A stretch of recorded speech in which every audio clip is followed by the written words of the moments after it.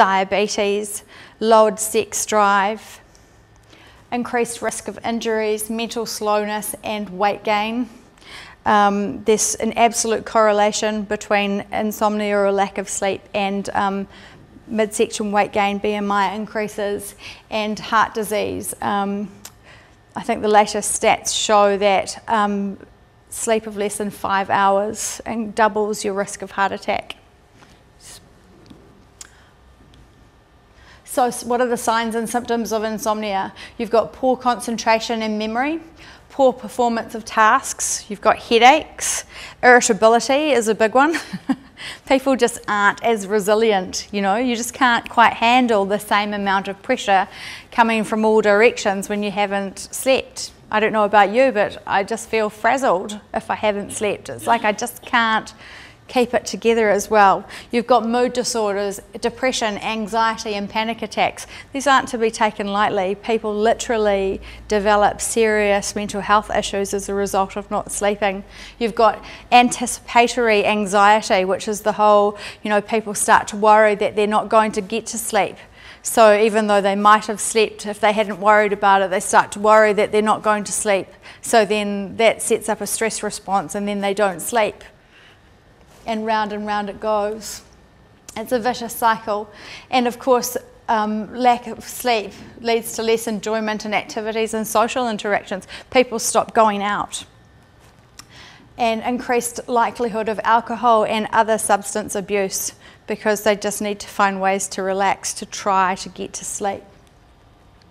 And of course, daytime drowsiness goes without saying, doesn't it? Okay. So factors linked to insomnia. We've got stress. Stress is a no-brainer. We know that stress causes stress hormones. I'm going to talk to you a bit later about cortisol and what that does to the body. And cortisol is a stress hormone. Anxiety, depression and other neurological conditions. Menopause, the changing of the hormones and progesterone deficiency has a really big impact on women. As if menopause isn't nasty enough for some people, they also get insomnia, and I just think that's mean. Aging, people think that as they get older, they just naturally need less sleep. That's just simply not true. As we age, however, our ability to absorb nutrients, minerals and process proteins into amino acids, which go to make other chemicals in the body, definitely changes. We have a greater requirement for them. We may need to work on digestive potential in that person, etc. But certainly aging is no excuse for not sleeping. Caffeine, alcohol, recreational drugs and long-term sedative use and stimulants all can lead to insomnia in people. Shift work, travel across time zones and visual loss, all of those relate to that circadian rhythm that I was talking about earlier.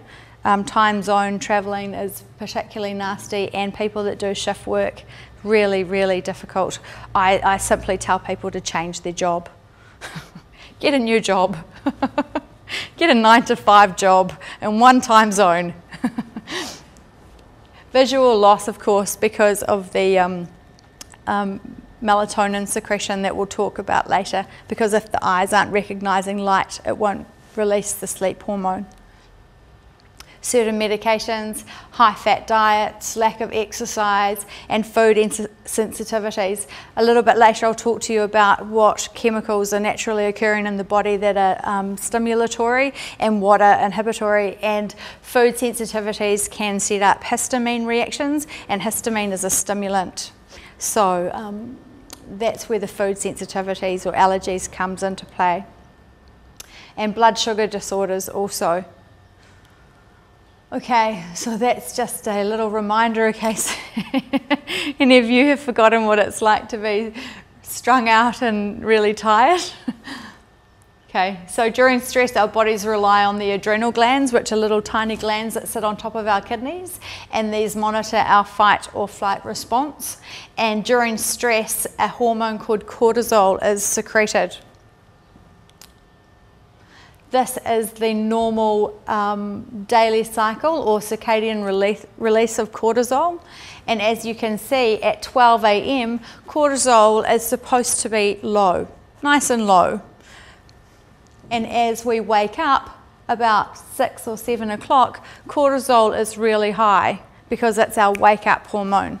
That's what we want our cortisol cycle to look like. Unfortunately, for some people who have got themselves into a really unhealthy stress response, you can find that they're spiking, cortisol spikes throughout the night. So one of the tests that Hope and I do, sorry, I forgot to introduce you, didn't I, Hope? Sorry, Hope Thomas, super naturopath. One of the tests we do is we can do a saliva test for people at 12 a.m. and again at 2 a.m. and you just simply spit or collect your saliva in a little plastic tube, and that measures whether you have cortisol at that time of the morning or not, which is really helpful. Okay, so a little bit more about circadian rhythms and cortisol. Cortisol is an anti-sleep hormone. Cortisol levels are naturally highest in the morning and then reduced throughout the day, and they're lowest during sleep, right, in a perfect world. As cortisol levels rise, we're given the energy to begin our day, and cortisol levels are supposed to drop about 3 hours after dark, allowing our body to enter into a period of rest and recovery, physical repair and regeneration, commonly known as sleep. But cortisol isn't completely bad. It's not a baddie. It has some really important roles that it plays in our body. It converts fats and proteins into energy. It keeps us alert, balances our electrolytes, calibrates heartbeat and pressure, and it counteracts inflammation. However, sustained high levels of cortisol can have detrimental effects on us. Why? Well, because compared with good sleepers, people with insomnia secrete more cortisol in the evening before bedtime and in the first half of their sleep. They also have more fast brainwave activity in the non-rapid eye movement or non-REM sleep, and both are indicators of arousal. Bottom line of all of that technical jargon is that they're not getting down into the deep restorative resting sleep. They're staying on the surface, bobbing around like, you know, with a snorkel on. Okay. Poor lady. The adrenal hormone cortisol has a direct relationship with insomnia. So then you get into the vicious stress insomnia cycle where you've got, you know, your insomnia has been triggered by something. It's started by stress or worry or daily pressures, and then you have difficulty falling asleep, and you've developed a little bit of insomnia and some poor sleep quality, and then you get fatigued and irritable, and you get nervous tension, and then you've so wound up from worry and stress and everything else that it just goes round and round and round. So here's a little bit more about how the brain works and how all the sleep hormones work. Neurotransmitters, which are what they're called. Neurotransmitters are the chemicals that relay messages between the nerve cells, which are called neurons. They're just chemicals that our nervous system and brain are managed with. Some neurotransmitters are inhibitory. In other words, they inhibit, they calm things down. And others are stimulatory or excitatory, so they actually get the brain going. So here's that chart I was mentioning earlier, and you can see there on the left-hand side histamine, which I mentioned in relation to food allergies. You probably know about histamines because a lot of people take antihistamines for hay fever and things like that. It's released as part of an allergic response in the body. And you can see it's stimulating, and that's why antihistamines that people take for hay fever and things, you know, make people drowsy, because it's inhibiting that stimulatory chemical. And you can see down the bottom, the top ones, epinephrine and norepinephrine, that's just fancy names for adrenaline. Okay, and down the bottom there you've got the excitatory hormone cortisol, which we've just talked about, the anti-sleep hormone. And on the nice calming purple side, we've got serotonin and GABA, which are feel-good neurotransmitters, and most importantly, melatonin.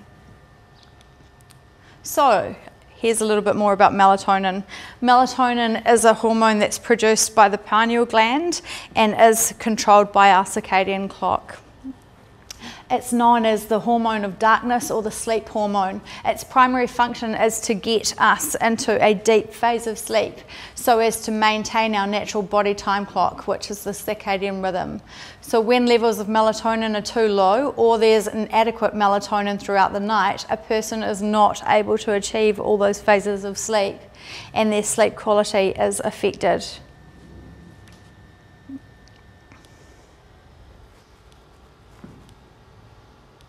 Oh, this is just a whole lot of really tired, sad people.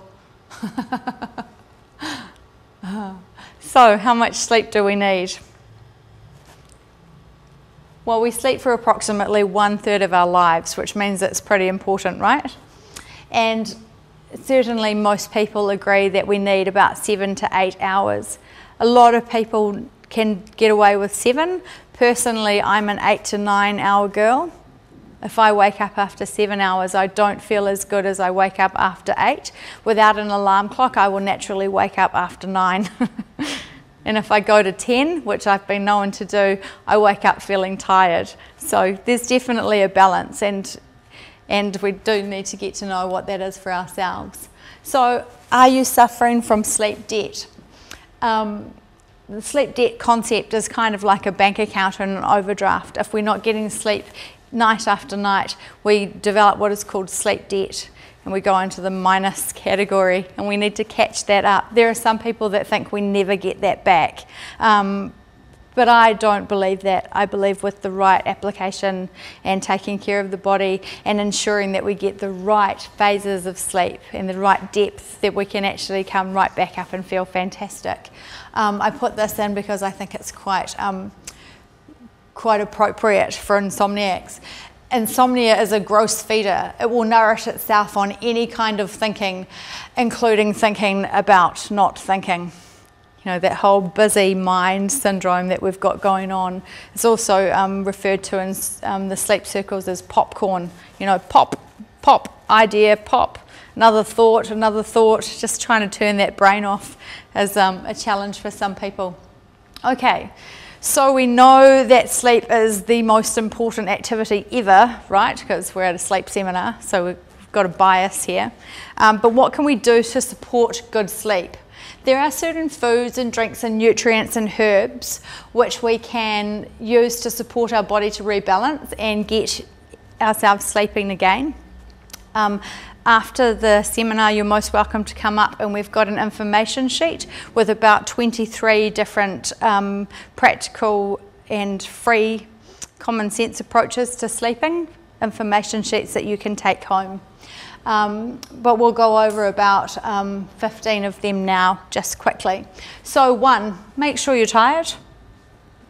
Do some exercise during the day, but never too close to bedtime, otherwise your heart rate will go up, and so will your adrenaline, and so will your cortisol.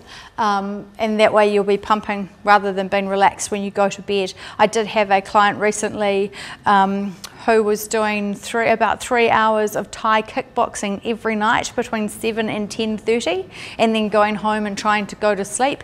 And he said that he would lie there and his heart would absolutely be pumping out of his chest. And at one stage he was actually awake for 48 hours, and he was doing this 7 days a week.